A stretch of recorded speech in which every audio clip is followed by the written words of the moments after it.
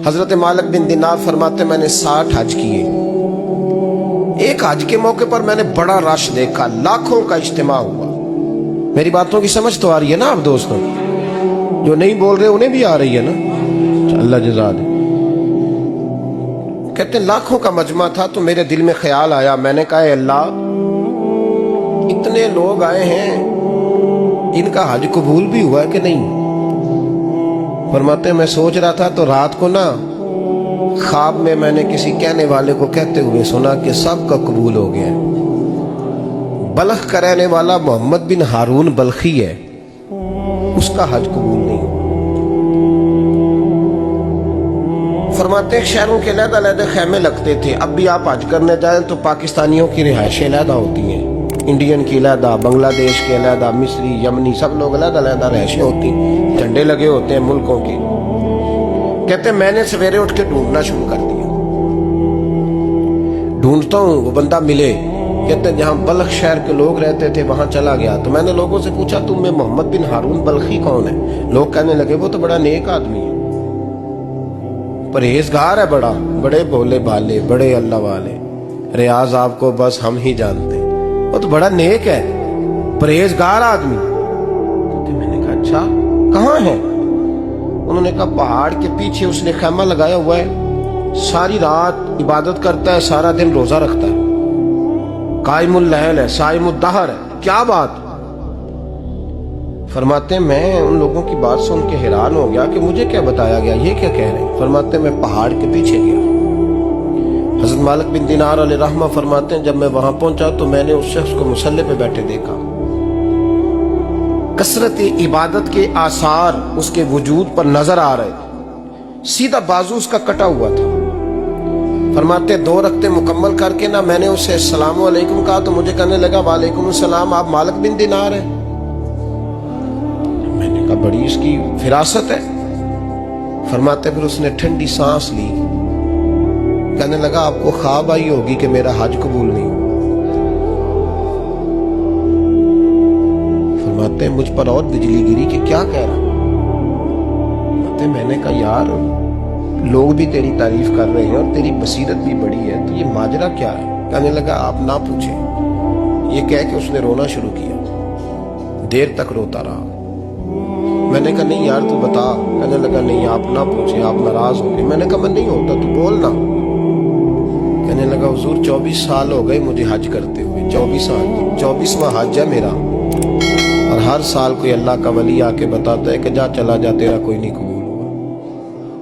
बेपरवाही वेख सज्जन दी जिथे किसे दी पेश न जावे, उन्हें ताजा वाले दर दर रोले ते मंगते तख्त बिठावे, आजम किसे नु कारा मिलदा ही कोई काबे खाली आवे। कहते हैं उसने मुझे कहा हुजूर 24वां हज है, हर साल कोई बताता है। मैंने कहा तेरी गलती। कहने लगा मैं अपनी माँ का नाफरमान। मैंने कहा वाकया क्या हुआ? कहने लगा हजरत अल्लाह ने मुझे दौलत दी, माल दिया, जमीनें दी तो मैं अय्याश हो गया। इमाम मालिक बिन दिनार रहमतुल्लाह अलैह फरमाते हैं मुझसे कहने लगा पैसे आए तो मैं अय्याश हो गया। रमजान का महीना था, असर के बाद मेरी अम्मा इफ्तारी की तैयारी कर रही थी, मैं गया, मैंने कहा शराब पी हुई, अम्मा रोटी दे, तो अम्मा कहने लगी शर्म कर, शर्म कर, रोजा रखा नहीं तो जिन्होंने रखा है उनका तो ख्याल कर। कहते अम्मा की बात का मुझे गुस्सा लगा। मैं कहा करता हूं बदनसीब है वो बेटा जिसका बाप उससे बात करते हुए डरता है कि पता नहीं कहां से बोलेगा।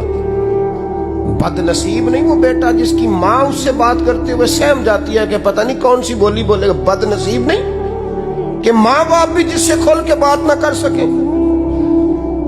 हजरत मालिक बिन दिनार से कहने लगा अम्मा ने जब कहा ना शर्म कर तो मुझे गुस्सा आया, मैंने माँ को थप्पड़ मारा और मेरी माँ जलते हुए तंदूर में गिरी। लोगों ने मुझे पकड़ के अंदर बंद कर दिया कमरे में। सारी रात में शोर सुनता रहा पर नशे में धोत रहा। सवेरे आंख खुली तो मेरी बीवी बैग बांध रही थी।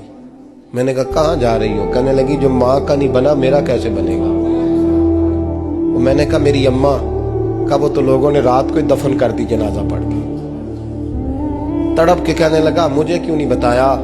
तो कहते हैं लोग कहने लगे तेरी मरती हुई माँ कह गई थी इसे मेरा मुंह ना देखने देना। میرے جنازے کے قریب نہ آئے۔ حضرت مالک بن دینار فرماتے ہیں جب اس نے یہ بات سنائی تو میں نے بھی اس کے منہ پہ تھپڑ مارا۔ میں نے کہا تو اسی قابل ہے۔ کہتے ہیں وہ رونے لگا، حضور دعا کرے اللہ مجھ سے راضی ہو جائے۔ کہنے لگا جب ماں کی انتقال کی خبر ملی تو میں نے کلاڑی لے کے وہ ہاتھ کاٹ دیا جس سے ماں کو مارا تھا۔ میں نے ساری جائیدادیں خیرات کر دی۔ 24 سال ہو گئے، 24 سال ساری رات نماز پڑھتا ہوں، روزہ رکھتا ہوں، حج کرتا ہوں، پر ہر سال کوئی آ کے کہتا ہے جا دوڑ جا تیرا کوئی نہیں قبول ہوا۔ حضور دعا کرے مالک راضی ہو جائے۔ فرماتے میں تھپڑ مار کے آ گیا، میں نے کہا تجھ سے راضی ہو جائے اتنے ظالم سے؟ امام مالک فرماتے رات کو آ کے سویا تو مجھے خواب میں رسول پاک کا دیدار ہوا۔ تو نبی پاک علیہ السلام نے فرمایا مالک تو اسے مایوس کیوں کر آیا ہے؟ اللہ تو بڑا مہربان ہے۔ کہا حضور ماں کے نافرمان کو معافی کیسے ملے گی؟ تو امام مالک فرمانے لگے نبی کریم نے فرمایا جا اسے جا کے بتا دے تجھے قیامت میں تیری ماں کی وجہ سے بخش دیا جائے گا۔ کہا حضور اماں کی وجہ سے کس طرح؟ تو محبوب فرمانے لگے اس کی ماں قیامت میں اس کے خلاف مقدمہ دائر کرے گی رب کریم کی عدالت میں، اے اللہ میں نے 9 ماہ پیٹ میں رکھا، درد سہ کے اسے جنا، جگر کا خون پلا کے پالا اور اسی نے مجھے قتل کیا۔